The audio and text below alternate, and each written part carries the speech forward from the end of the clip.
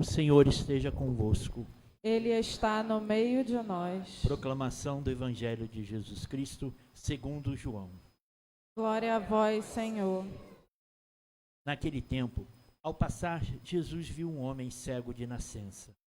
Os discípulos perguntaram a Jesus: Mestre, quem pecou para que nascesse cego? Ele ou seus pais?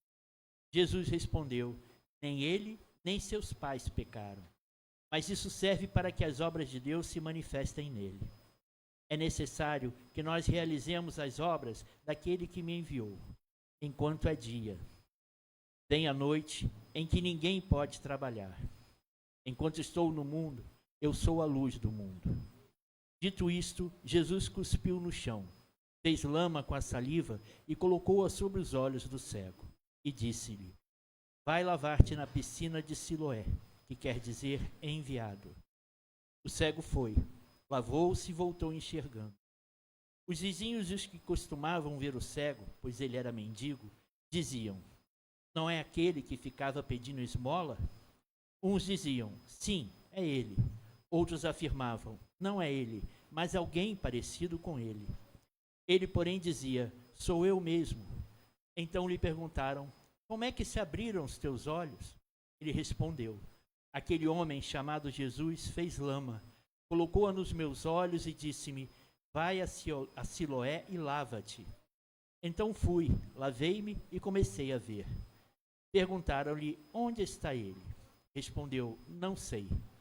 Levaram então aos fariseus o homem que tinha sido cego. Ora, era sábado, o dia em que Jesus tinha feito lama e aberto os olhos do cego. Novamente então lhe perguntaram os fariseus como tinha recuperado a vista. Respondeu-lhes: Colocou lama sobre meus olhos, fui lavar-me e agora vejo. Disseram então alguns dos fariseus: Esse homem não vem de Deus, pois não guarda o sábado. Mas outros diziam: Como pode um pecador fazer tais sinais? E havia divergência entre eles. Perguntaram outra vez ao cego: E tu, que dizes daquele que te abriu os olhos? Respondeu: É um profeta. Então os judeus não acreditaram que ele tinha sido cego e que tinha recuperado a vista. Chamaram os pais dele e perguntaram-lhes: Este é o vosso filho, que dizeis ter nascido cego? Como é que agora ele está enxergando? Seus pais disseram: Sabemos que este é nosso filho e que nasceu cego. Como agora está enxergando, isso não sabemos. E quem lhe abriu os olhos, também não sabemos. Interrogai-o, ele é maior de idade, ele pode falar por si mesmo. Seus pais disseram isso porque tinham medo das autoridades judaicas. De fato, os judeus já tinham combinado expulsar da comunidade quem declarasse que Jesus era o Messias. Foi por isso que seus pais disseram: É maior de idade, interrogai-o a ele. Então os judeus chamaram de novo o homem que tinha sido cego. Disseram-lhe: Dá glória a Deus. Nós sabemos que esse homem é um pecador. Então ele respondeu: Se ele é pecador, não sei. Só sei que eu era cego e agora vejo. Perguntaram-lhe então: Que é que ele te fez? Como te abriu os olhos? Respondeu ele: Eu já vos disse e não escutastes. Por que quereis ouvir de novo? Por acaso quereis tornar-vos discípulos dele? Então insultaram-no, dizendo: Tu sim és discípulo dele. Nós somos discípulos de Moisés. Nós sabemos que Deus falou a Moisés, mas esse não sabemos de onde é. Respondeu-lhes o homem: Espantoso! Vós não sabeis de onde ele é? No entanto, ele abriu-me os olhos. Sabemos que Deus não escuta os pecadores, mas escuta aquele que é piedoso e que faz a sua vontade. Jamais se ouviu dizer que alguém tenha aberto os olhos a um cego de nascença. Se este homem não viesse de Deus, não poderia fazer nada. Os fariseus disseram-lhe: Tu nasceste todo em pecado e estás nos ensinando? E expulsaram-no da comunidade. Jesus soube que o tinham expulsado. Encontrando-o, perguntou-lhe: Acreditas no Filho do Homem? Respondeu ele: Quem é, Senhor, para que eu creia nele? Jesus disse: tu o estás vendo. É aquele que está falando contigo. Exclamou ele: eu creio, Senhor. E prostrou-se diante de Jesus. Então Jesus disse: eu vim a este mundo para exercer um julgamento, a fim de que os que não veem, vejam, e os que veem se tornem cegos. Alguns fariseus que estavam com ele ouviram isto e lhe disseram: porventura também nós somos cegos? Respondeu-lhe Jesus: se fosseis cegos, não teríeis culpa. Mas como dizeis, nós vemos, o vosso pecado permanece. Palavra da salvação. Glória a vós, Senhor.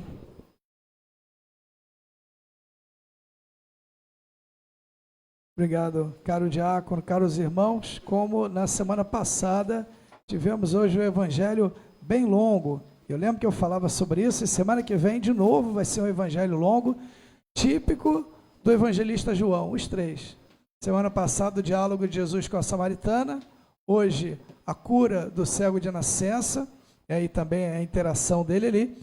E na semana que vem a gente vai ver a ressurreição de Lázaro e o diálogo de Jesus com as suas irmãs antes da ressurreição. Então, típico de João, esses grandes diálogos, grandes controvérsias, e eles são trazidos para nós nesse momento do ano, antes da Páscoa. Por quê? Justamente porque todos esses personagens vão fazendo um caminho no segmento de Jesus.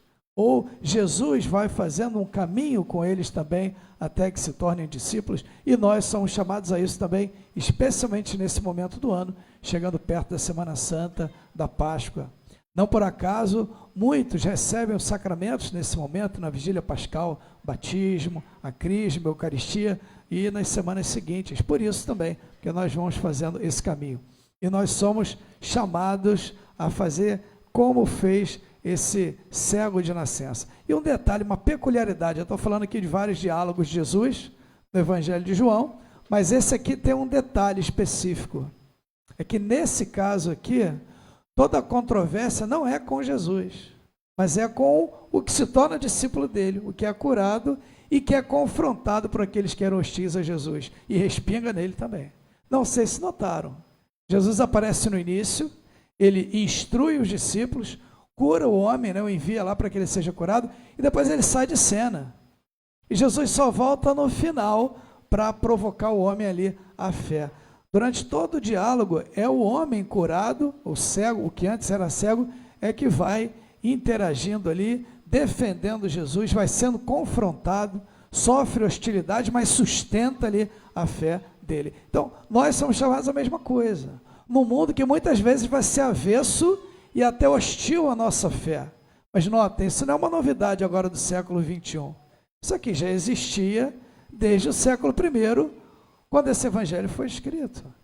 Então, não há dúvida de que esse cego aqui é uma imagem para nós. E tem um detalhe no início que eu queria chamar a atenção, porque assim, nós podemos fazer muitas reflexões aqui, a gente tem que escolher alguma coisa. Mas uma que eu acho muito importante é logo no início. Logo no início. Um cego de nascença passa e os discípulos perguntam a Jesus. Queria chamar a atenção de um detalhe, vejam a ironia. Todo episódio é sobre um cego sendo curado por Jesus. Olha como é que é a pergunta que os discípulos fazem a ele. Mestre, quem pecou para que ele nascesse cego? Ele ou seus pais? Meus irmãos, vamos ver a pergunta. Mestre, quem pecou para que ele nascesse cego? Ele ou seus pais? O que a gente conclui dessa pergunta? Que os discípulos já sabem, entendem, acreditam que alguém pecou. Alguém está sendo castigado para esse homem ter nascido cego. A pergunta deles é, foi ele mesmo? Talvez em vidas passadas, porque nasceu assim, né? Ou foram seus pais que estão sendo castigados, receberam um filho cego? Então, e aí a resposta de Jesus esclarece, ilumina, lança a luz sobre essa questão. Nem ele, nem seus pais. Isso é para que se manifestem nele as obras de Deus. Ou seja, o que tem nas entrelinhas? E essa que eu digo que é a ironia do texto. Quem são os cegos aqui nesse texto? São os discípulos. Os discípulos é que estão cegos. Não conseguem ver a verdade. E Jesus precisa iluminá-los e esclarecê-los. Mais para frente, os fariseus também vão criticar o homem. Você nasceu todo em pecado e está nos ensinando? Olha aí, cegos. Cegos. Então, não é só ele que é cego de nascença, mas todos os discípulos são cegos até que sejam iluminados por Jesus. E nós somos esses também. Se de fato Jesus é a luz do mundo, como ele diz, quem o segue não anda nas trevas, isso significa que quem não o segue anda nas trevas, está às apalpadelas, não consegue reconhecer a verdade sobre a nossa origem, sobre o nosso destino final, sobre a nossa dignidade, sobre quem somos, sobre as nossas fraquezas e como vencê-las. É o Evangelho quem nos ilumina e nos esclarece. Olha, uma coisa que eu queria chamar a atenção aqui também, porque eu acho que é uma provocação, é a primeira leitura. Notem uma coisa, vocês veem a missa todo domingo, né? A gente tem sempre, na primeira leitura, Salmo, segunda leitura e Evangelho, não é isso? Toda vez que a gente vem tem esses textos. Chama a atenção de vocês aqui, não é só hoje, sempre, toda a missa que vocês veem de domingo, a primeira leitura tem uma referência ao Evangelho, sempre. A primeira leitura é algum texto do Antigo Testamento escolhido em função da passagem do Evangelho. Alguma alusão, alguma referência tem ali. Podem ver. Fiquem atentos a isso. A segunda leitura nem tanto. A segunda leitura a gente tem um acréscimo. É alguma passagem de São Paulo, alguma carta dele, da carta aos Hebreus, do Apocalipse. No tempo pascal a gente vê os Atos dos Apóstolos, enfim, algum outro texto que acrescenta, traz um outro ensinamento. Mas a primeira leitura está sempre anexa ali com o Evangelho. Por que é essa primeira leitura hoje então? Aparentemente não tem nada a ver, não tem nenhum cego aqui, tem tantos cegos no Antigo Testamento. Samuel, grande profeta, o homem que era reconhecido por todos como profeta, é enviado à casa de Jessé, porque Deus diz, eu escolhi dentre os filhos dele um para ser rei, no lugar de Saul, vai lá, ungiu o rei, e ele vai, e aí quando ele chega, ele vê Eliabe, o primogênito de Jessé, e ele diz, certamente este é o ungido do Senhor. Olha aí. E aí Deus responde, não olhes para sua aparência, nem para sua grande estatura, devia ser grande, porque eu o rejeitei. Não julgo segundo os critérios do homem. O homem vê as aparências, mas o Senhor olha o coração. O mais fiel a Deus, o que tinha mais afinidade, o grande profeta, cego, não enxergava ali. Então, se ele era assim, imagina todos nós. Ou seja, a ironia é justamente essa. Todos nós, se não somos iluminados por Cristo, somos cegos ainda.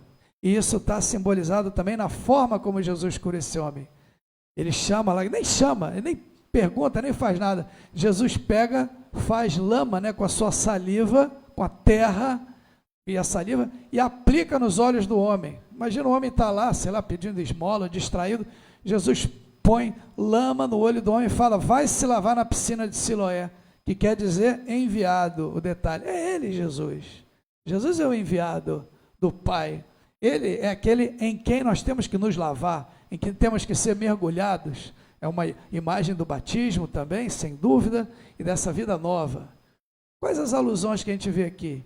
Você não percebe que tem sinais aqui da criação? Como é que Deus criou Adão? Deus criou Adão do barro da terra e daquilo que procede da sua boca, ele insuflou em suas narinas um hálito de vida, de modo que o homem se tornou um ser vivente. Assim foi criado Adão. Então, aqui tem uma alusão também, ele toma ali do barro da terra e o que procede da sua boca, da sua saliva, ele faz a lama e aplica nos olhos do homem, vai se lavar. É como querendo dizer, olha, Adão, o homem, mesmo criado perfeito, íntegro, saudável, ainda falta alguma coisa. Ainda falta algo, falta ele ser mergulhado ali no batismo de Jesus. Então, nós precisamos aprender, meus irmãos, com o Evangelho, com Jesus. E o aprendizado, eu acho que assim, me parece, assim, eu partilho com vocês, o mais importante de hoje, muitas outras reflexões a gente poderia fazer, né? Sobre o caminho que esse homem vai fazendo, não sei se notaram, né?